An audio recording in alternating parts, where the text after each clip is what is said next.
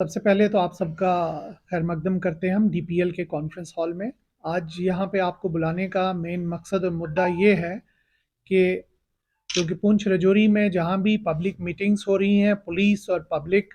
के दरमियान जो भी इंटरेक्शंस होते हैं, तो उसमें अक्सर एक बात सामने आके आती है, पब्लिक की तरफ से एक डिमांड रहती है कि ड्रग्स की जो लत है वो सोसाइटी में जवानों में बढ़ रही है। तो इसके खिलाफ जो है एक ज़बरदस्त मुहिम शुरू करने की ज़रूरत है, तो जिसको पुलिस ने बहुत सीरियसली लिया है। और पूरा पुंछ और रजौरी दोनों ये जो बॉर्डर डिस्ट्रिक्ट्स हैं, इनमें काफ़ी ज़बरदस्त तरीके से एक मुहिम शुरू की। और इस मुहिम में पिछले 11 महीने में जो कारकर्दगी सामने आई है वो ये है कि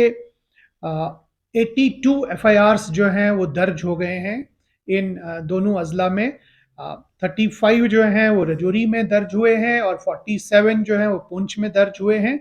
और जिसमें टोटल 97 अफराद जो हैं वो मुलविस पाए गए हैं जिनके खिलाफ कार्रवाई हो रही है। इसके अलावा तकरीबन 450 लोगों के खिलाफ प्रिवेंटिव, जो कि एडिक्ट्स हैं या स्ट्रीट लेवल के स्मॉल स्मॉल पैडलर्स थे, उनके खिलाफ उनकी हेल्थ और बाकी चीज़ों को देखते हुए जो प्रिवेंटिव एक्शन है वो भी तकरीबन 450 लोगों के खिलाफ दोनों डिस्ट्रिक्ट्स ने लिया है। पुंछ में 155 लोगों के खिलाफ ये एक्शन लिया गया है और रजौरी में 220 अफराद के खिलाफ ये एक्शन लिया गया है। और एक मज़ीद इम्पॉर्टेंट बात यह है कि हमारे पास prevention of illicit traffic in narcotic drugs है प्रोविजन, जिसको आप लोग एनडीपीएस का पीएसए भी बताते हैं। उसमें पहली बार जो है अभी रजौरी में 4 लोगों के खिलाफ वो कार्रवाई की गई है, और ये 4 लोग जो हैं ये 1 साल के लिए इनका डिटेंशन जो है अप्रूव किया है डिविजनल कमिश्नर साहब ने। और चारों वारंट्स जो हैं वो रजौरी पुलिस ने जो है वो एग्जीक्यूट किए हैं। तो ये मान लीजिए कि 4 मेजर जो आपके ड्रग पेडलर्स थे, नोटेड या नामी ग्रामी जो पेडलर्स थे रजौरी के, उनको जो है कैद में 1 साल के लिए बंद कराया गया है। और इसी तरह से पुंछ ने भी 3 लोगों को जो है वो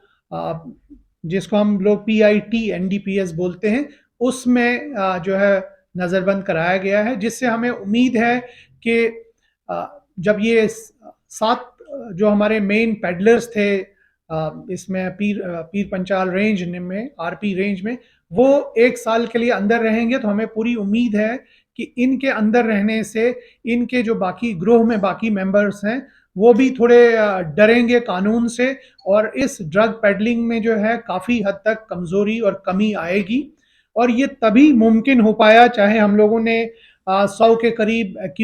जो पेडलर्स पकड़े हैं या तकरीबन 450 लोगों को उनके खिलाफ कार्रवाई की है, ये सब कार्रवाई तभी अमल में ला पाए हम लोग कि जब पब्लिक का और आप सब लोगों का हमारे साथ सहयोग था। तो इसलिए आज की प्रेस कॉन्फ्रेंस में हम ये बताना चाहेंगे एक और बात कि एक तो पब्लिक हमें बिल्कुल बर वक्त इसके बारे में खबर दे और हम बिल्कुल 24 घंटे इस पे कार्रवाई करने के लिए तैयार हैं। और साथ ही साथ ये बताना चाहेंगे कि पुलिस एक्शंस के अलावा ड्रग को ख़त्म करने में मुझे लगता है कि पेरेंट्स का,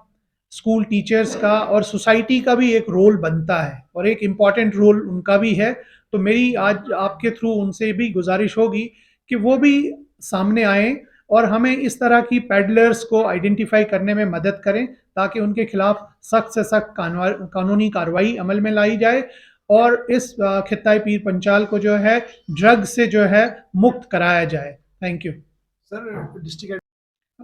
देखिए, पुलिस ने सिविक एक्शन प्रोग्राम के तहत पूरी जो जम्मू कश्मीर है उसके डिफरेंट इलाकों में ड्रग डी एडिक्शन सेंटर्स खोले हैं, सिर्फ पब्लिक को मतलब एक फर्स्ट प्लेटफॉर्म देने के लिए, एडिक्ट्स को काउंसलिंग देने के लिए, उनका बेसिक ट्रीटमेंट देने के लिए। चाहे वो जम्मू और श्रीनगर में हमारे सबसे बड़े सेंटर्स हैं, और उसके अलावा जो रेंज लेवल पे सेंटर्स हैं वो छोटे छोटे ही थे और वो अभी डेवलपिंग स्टेज में हैं। और इसमें मेरी गुजारिश मेडिकल और हेल्थ डिपार्टमेंट से भी रहेगी कि वो हमें इसमें मदद करें, और हमारे एफर्ट्स हैं कि हम कुछ काउंसलर्स एडिशनल यहाँ के लिए भी पीएचके से रिक्वेस्ट कर चुके हैं कि कुछ काउंसलर्स और साइकोलॉजिस्ट जो हैं वो भी यहाँ पे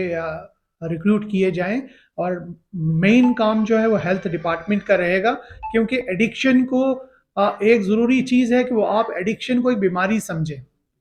जो एडिक्ट है वो एक बीमार है। जैसे कोई भी सर दर्द है, किसी का किडनी प्रॉब्लम है, कोई लीवर प्रॉब्लम है, हार्ट प्रॉब्लम है, तो जैसे आप उसको एक बीमारी समझते हैं, तो मेरी गुजारिश सोसाइटी से ये भी है कि एडिक्शन को एक बीमारी समझ के उसके इलाज के लिए जाएं, इसको छुपाएं नहीं।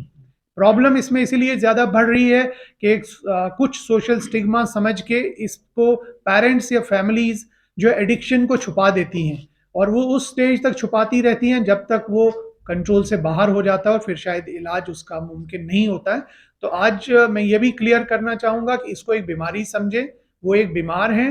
वो ज़हनी या नफ्सियाती बीमार उनको कहा जा सकता है। तो उनका इलाज इनिशियल स्टेज में बिल्कुल मुमकिन है, और वो प्रॉपरली रिकवर हो सकते हैं, रिहैबिलिटेट हो सकते हैं, अच्छी नॉर्मल लाइफ जी सकते हैं। लेकिन अगर आप इनको टोटली इग्नोर करेंगे और उनकी ये एडिक्शन जो है उसको छुपाएंगे, तो शायद फिर बहुत देर हो गई होगी और फिर उनके लिए वापसी का रास्ता शायद बंद हो गया होगा। तो इसलिए पेरेंट्स और सोसाइटी से गुजारिश है कि इस तरह के केसेस को हेल्थ और मेडिकल एजुकेशन जो भी हॉस्पिटल्स हैं या मुतलका सेंटर्स हैं उनके उसमें रजिस्टर ज़रूर कराएं। और जहां पुलिस की ज़रूरत है, हम यहाँ से भी बहुत से केसेस जम्मू रेफर करते हैं, जो हमारी काउंसलिंग से या जो लगते हैं थोड़ी सीरियस केसेस हैं, हम उनको यहाँ से जम्मू के लिए रेफर कर देते हैं, जहाँ बेटर स्टाफ और इक्विपमेंट्स हैं और बेटर ट्रीटमेंट प्लान्स हैं। तो वहाँ के लिए भी हमारे यहाँ जो लोकल काउंसलिंग सेंटर हैं उसके दरवाजे खुले हैं। तो you are welcome to help, मतलब सच पीपल इन रजौरी।